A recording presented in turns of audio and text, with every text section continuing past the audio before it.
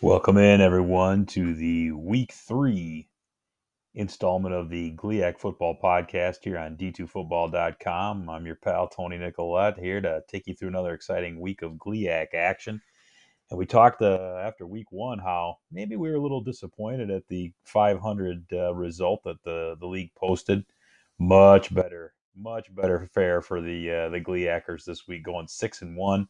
Darn near had a 7-0, save for a former GLIAC member Lake Erie having a late comeback against Northern Michigan in the Dome. So we'll talk a little bit about that, among other things. But the slate this week looks far more intriguing in terms of the quality of the games and maybe not as one-sided looking. We all kind of felt going into last week that the GLIAC should have been favored in most of those games, and it turned out to be warranted. But a lot more interesting matchups this week where we'll be able to see just how well the teams can do in another round of out of conference games. One team that's not going to be playing this week is Davenport, who used the fourth interception of their game on the last play of the game to seal a 24-19 win over Bowie State. The Panthers are idle this week, so we won't talk too much about them other than this, but do want to congratulate Julius Wilkerson for a 17 tackle performance that garnered him the GLIAC Defensive Player of the Week award after that game. So the Panthers have earned a week off after their 2-0 start. And as we look ahead into Week 3 now of the teams that are playing, we'll start with the early slate. And at 1 o'clock this coming Saturday, we're going to see Assumption pay a visit to Grand Valley State. Now, these two schools have a bit of a tie in that former Grand Valley State head coach Brian Kelly attended and played football for Assumption. The Greyhounds come in out of the Northeast 10. They were a playoff team a year ago and are off to a 2-0 start this year. So this ends up being the third straight game for Grand Valley to open the season where they'll be playing against a ranked opponent. So definitely a tough slate here for the Lakers in the early going. And so far they've been tested. Obviously, a late loss at Mines in Week 1 and a pretty spectacular double overtime affair against CSU Pueblo last week that saw the Lakers prevail on that second overtime, having to stop a fourth down play in order to keep the Thunderwolves off the scoreboard. So as Assumption comes into this game, they're not a particularly explosive team offensively. They're very multiple in what they do, and Jake Cady at the quarterback is just very efficient. They don't throw the ball downfield a whole lot, and that's kind of some of the stuff that the first two opponents have used against Grand Valley thus far is short, efficient pass games to kind of be extensions of the run game and leverage the fact that those are easier passes to complete, and they can kind of keep Grand Valley's offense off the field. So it'll be interesting to see how the Lakers try to attack that from a defensive standpoint. Now, I don't know that there's a whole lot of argument for the notion that just top to bottom, year in and year out, you don't see necessarily the same type of athletes in the Northeast 10 that you might throughout the GLIAC. And, obviously Grand Valley does a pretty good job of getting themselves stocked full. So I think the Lakers and most GLIAC fans would think that there's probably an athletic advantage for Grand Valley going into this one. But they're definitely going to have to execute because Assumption's going to come in and play a very clean game. They're not going to give the Lakers any favors, so it's going to be something where Grand Valley is going to have to be a little bit more stout against that quick pass game and do what they can to kind of try and monopolize the ball a little bit more when they have it on offense. Now, the Lakers did have a little bit more success running the ball against Pueblo last week, a bit of a bounce back game for Tariq Reed after a 1,000-yard season last year, not doing too much in game one at Mines. He did score 4 touchdowns and go over 100 yards last week. The Greyhound defense gives up a little bit in the run game, but again, I don't know that they've faced a run attack like they'll see this Saturday. So it should be a pretty interesting game. Again, the tie to the two schools. This is a game that was actually supposed to happen during the COVID year of 2020, and they were able to get it rescheduled for this year. So Family Day on Allendale, and that they don't play too many afternoon games there, so it should be an interesting game. And everybody should be getting out to a game within the GLIAC here this weekend. The forecast looks pretty spectacular, so everybody should be getting out to stadiums this week and checking out these GLIAC schools as much as they can. So that first game is Assumption at Grand Valley. Yeah, we tend to think the Lakers will be in good shape here, but again, they're going to have to overcome some of the mistakes that they've had in the first couple of games, and a little bit of question mark at quarterback too. Cade Peterson did go out with an injury in the second half of that game against Pueblo and did not return. Alex Toll came in and did a good job leading the Lakers to victory.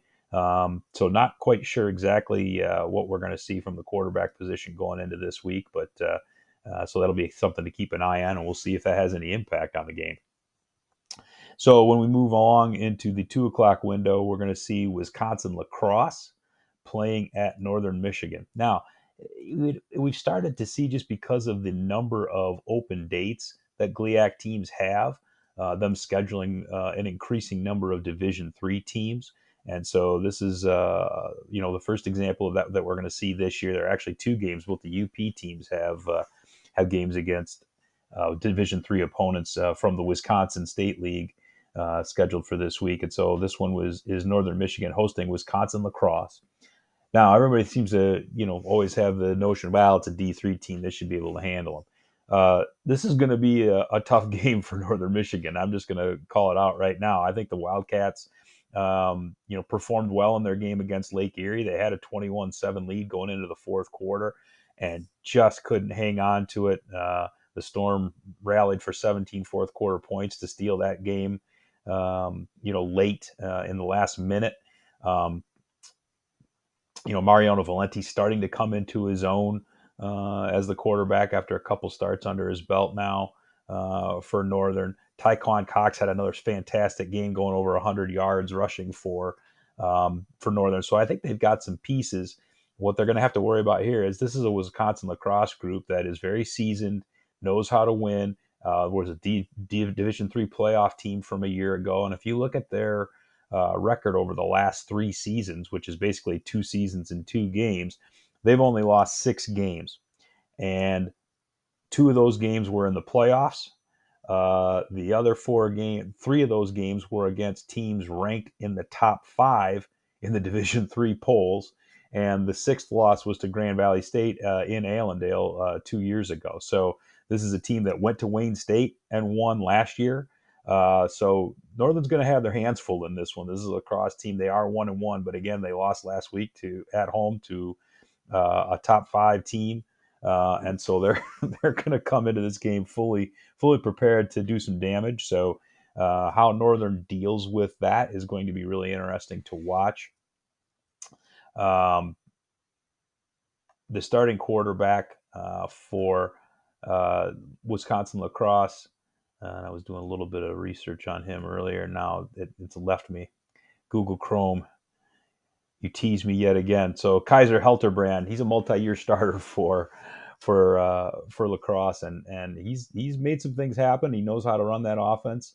Having seen them in person, once or twice here over the last couple of years, they run a very efficient style of offense. They try to use the skill guys that they have to get them in space. They're not going to wow you with great speed. They're not going to overpower you, but they are going to execute well. So Northern's defense has been a little bit porous at times in these first couple of games, definitely giving up 47 to Duluth.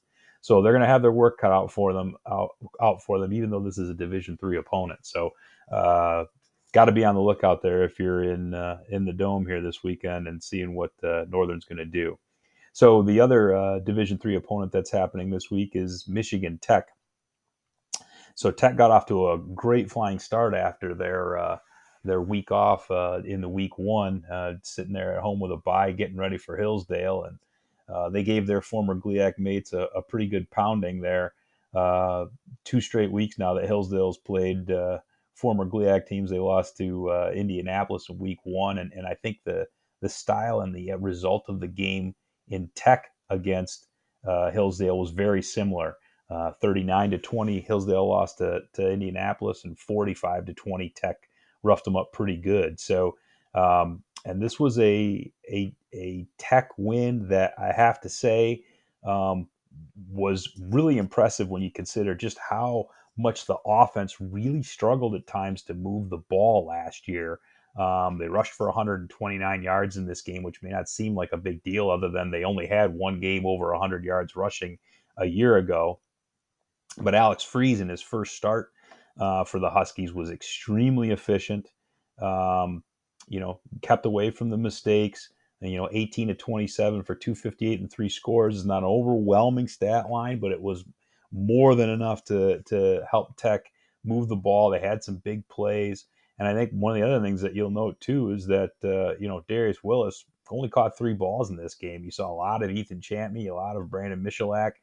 So this is a game where now if Tech is going to be this efficient on offense, it'll be really interesting to see what they're going to do when they get into GLIAC play. And of course, I'd be remiss too if I didn't give some props to Sam Kinney in his first game back after missing last year due to injury. Was traveling last week when I was putting the podcast together and could not come up with his name after all the writing down and setting up of web browsers to be ready to talk about him. And so, of course, not only if I, after mispronouncing his name or whatever else, he goes out and has a 47-yard fumble return for a touchdown in this game. So welcome back to the GLIAC, Sam.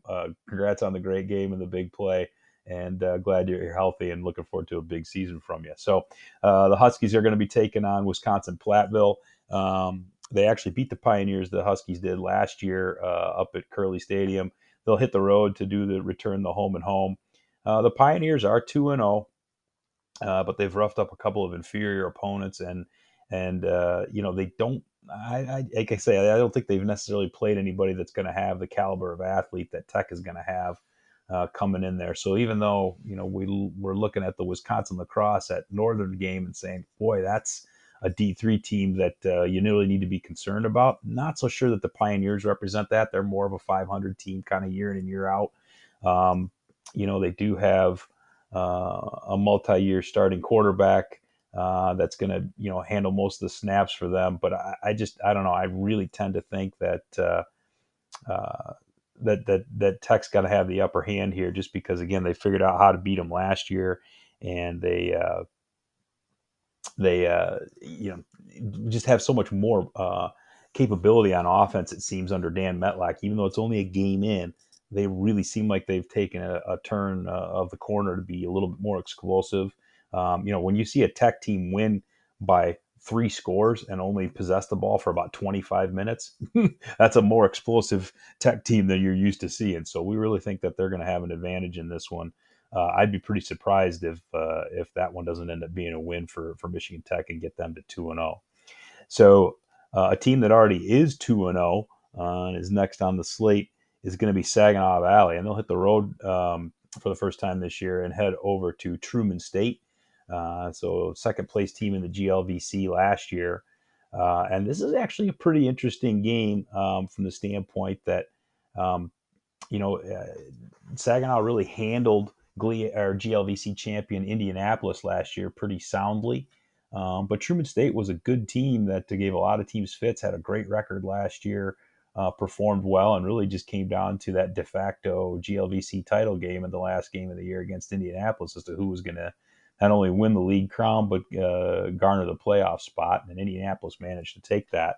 Heading into this one with Saginaw Valley, what we're looking for here is, all right, how's that run game going to fare?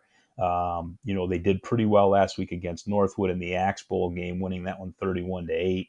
That's not necessarily, anything of note from the standpoint that we know that Northwood just isn't the same team that they used to be, back in the day when they were in the GLIAC. And but at the same time, hey, you got to beat the teams that you're supposed to beat. And Saginaw Valley did that here, and they did that without Jairus Grissom at quarterback. So I don't know what his health status is, if this is going to be a long-term absence for him or if he's just working his way back. Michael Horrell got the start for Saginaw Valley. He did split some time with Willie Taylor. They didn't throw the ball a ton. Obviously, they didn't need to. 9 different Cardinals carried the ball in this one. Terrence Brown led all rushers in this one again. O'Horo found the end zone a couple of times from the quarterback position. So, this was more of a game where I think Saginaw just went in and kind of physically imposed against Northwood and really just controlled play throughout. I don't know that they're going to be able to have the same sort of physical advantage against the Truman State team. But I still like the Cardinals to be able to go out and do what they want to do in this game. I was surprised that not that they beat Winona State back in week 1, but maybe just how convincingly they did that. And if they can do that to them, I really feel like they can do something similar to Truman State. Again, it'll be interesting to see how they handle the road trip and whatever else, and whether we'll see any Jairus Grissom at all. But so far, the Cardinals are off to the same start that they had last year, where they're playing their run style of ball, doing things very safely, conservatively, taking their shots when they can get them, but doing a good job of controlling the clock, controlling play. And I think they'll be able to do the same thing in this one. The Bulldogs defensively been a little bit, stingy against the run, but again, it's against, Findlay and South Dakota Mines. Those are two teams that I would, say that Truman's probably got outmatched. So this should be the toughest test that Truman has seen in their 3 games too. So, the idea that they're going to be able to stifle Saginaw's run game completely, I don't know that I see that. So it'll be interesting to see, but I really think Saginaw's very much in good shape in this one to be successful. So we'll see how they fare there. So I was speaking a little bit about Indianapolis here in that spot, and the Greyhounds are actually on the slate for a GLIAC team this week, as they'll host Wayne State.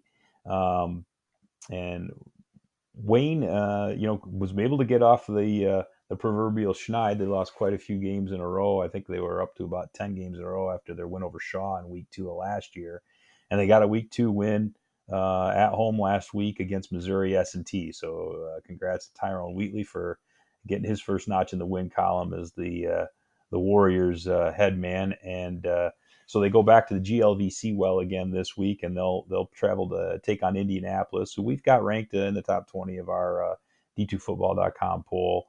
But we'll see what the Warriors are able to do against a Greyhound bunch that, again, they did pretty well against Indianapolis or against Hillsdale in week 1, and then they've had a week off to prepare. This is an Indianapolis team that I think traditionally they always want to run the ball, and last year with Toriano Clinton, they had the goods to do that. But against Hillsdale, they threw it for 320, and so you got to wonder if this is going to be a bit more of a pass-happy affair for Indianapolis, and that's been over the last couple of years. If Wayne's had an Achilles heel defensively, it's defending the pass, and so in the first couple of games they've done okay against it. I don't know if S&T is necessarily known for being a pass-happy offense, but the Warriors were able to do what they needed to do to be able to keep that game under wraps. You got to give Wayne credit too for getting a lead for themselves and then kind of withstanding a late charge by S&T. It's sometimes it's hardest to kind of close those games out. And that's one of the things that Wayne, I think, struggled with at different times last year. They had a lot of late leads in several different games and just couldn't find a way to close things out. And obviously this Warriors team was able to get that done earlier in the year. So it's kudos to Tyrone Wheatley and his staff for getting the guys bought in and getting things moving forward in that direction to be able to kind of close things out. So look for Wayne to continue to be heavy duty on the run. They won that game against S&T with only 11 pass attempts last week. So they're definitely looking to shorten that game and do as much damage as they can on the ground. They ran it at 5.5 yards a clip last week with DeMarco Singleton leading the way. Kendall Williams had another nice game. So I think you're going to see a lot of run-heavy action from Wayne State. They're going to try and be physical. And against Indianapolis, I think that bodes well for them. That's what Saginaw did to them last year. I think this is going to be an interesting test for Wayne State. It's going to be real neat to see how they fare in this game. And again, in a game where I think they can physically do well against Indianapolis. Can they control the ball? Can they control the clock? And can they defend the pass? If they can do those things, they're going to be in it late, and we'll see what happens. If they can do that against a ranked opponent, that could be an interesting and a good result for another GLIAC team. And then perhaps one of the more interesting, if not the most interesting game of the week, is Ferris State heading out to Montana to take on the Grizz. So this is Ferris State, and we've had a couple of games in the cast here so far where we've talked about GLIAC teams playing Division III opponents. This is a GLIAC team going up and playing against a championship subdivision Division One opponent. Now we don't see too much of that week in and week out within Division Two. We certainly don't see it much in the GLIAC. In fact, I'm trying to think the last time, other than Tech playing against St. Thomas last year, which is a non-scholarship Division One.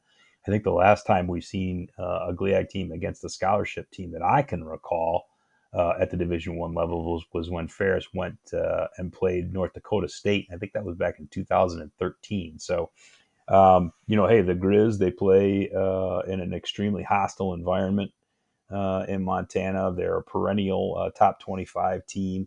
They're ranked, I think, in the top 10 or 12 of the FCS poll here after a 2-0 start already. But going into this game, I'm going to be real interested to see just how good Montana is.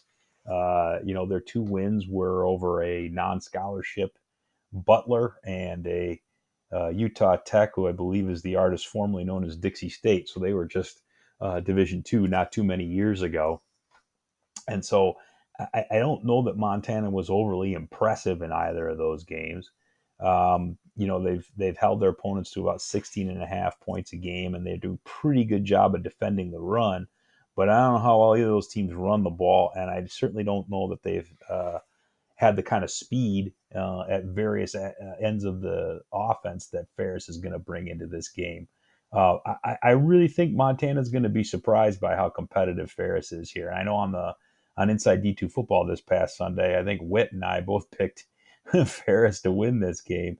One thing that could make this a little more interesting is just exactly what the mix is at quarterback for Ferris State. When we look back to their 38-28 win over Ashland this past weekend, that's a game where Ashland actually had a 21-10 lead at halftime. And the Bulldogs used a much more pass-centric attack to be able to get that comeback and earn that win. And the reason I bring that up is because I think over the past year or so, we've seen that when the Bulldogs want to throw a little bit more, they've tended to trust that more to Malik Mitchell. And in this game, especially in that second half and in the comeback, pretty much all that was being done by Carson Gulker. So it could be a commentary on a whole host of things. It could be that Gulker's, passing ability has developed much more significantly over the offseason, over the last year, than any of us had seen coming. We know Tony Anise had said that Gulker was really got all the foundational tools that he needed to be an elite quarterback in this league, and that he thought his passing game would really come along. So none of us should be surprised if it's gotten there that fast. At the same time, again, we've seen so much of Mitchell when they need to pass. So was it just them going with a hot hand? Was Malik maybe not as healthy as he could be? It'd be interesting to see or to know for sure what was going on there. So, I mean, if it's a lack of availability for Mitchell, certainly that makes things a little bit more difficult for Ferris, and that they can't be as hard to prepare for as they would be if they had two healthy quarterbacks. If they do have two healthy quarterbacks and they just rolled the hot hand last week, then it's status quo, and it'll be interesting to see what they do to keep the Grizz off balance in their preparation to stop, the multiple options that Ferris employs in how they run their offense. Either way, they're going to be again using that speed, not so much in the run game from a pure tailback perspective, but just in the multiple ways that they get the ball to the CJ Jeffersons and the Tyrese Hunt Thompsons and the Xavier Wades in space. Sometimes it's on handoff, sometimes it's on sweep, sometimes it's quick out and screen, sometimes it's deep shots, sometimes it's stuff over the middle. I mean, it could be all of it. And you don't know. I mean, this could be a situation too where maybe the Bulldogs feel like shortening the game is to their advantage, and you might see Carson Gulker get 30 carries. It could be any of those things. And so I think that's what's going to be really fun about this, is just to see, okay, how does a top flight GLIAC team compare, or a top flight D2 team compare against what's perceived to be one of the better teams in FCS? We've had some of these conversations over the years on the message boards, and even though we see teams go and win a game like this every so often, that with that scholarship differential, 36 in Division II, 63 at the FCS level, those additional scholarships really get you depth. And so over the course of a year, If these two teams played 10 times, I'd probably think that Montana would fare pretty well and probably have the upper hand just because of that depth. But boy, in a one-shot game like this, would not be surprising if Ferris goes in there and gives the homestanders a real issue. So interested to watch that one, and that's the Saturday night game. So hopefully everybody can get a chance to see that one. But again, it's going to be a beautiful weekend. Get out and see as many of these games in person as you can, guys. These kids work so hard, and we really want to support them as they pursue their education, but also do a great job of playing their hearts out for everybody on Saturdays, and just doing a great job representing the GLIAC. So that's the show for this week, guys. I hope you enjoyed it. We're looking forward to keeping working through our way through these interesting out of conference games and getting a feel for how the GLIAC stacks up.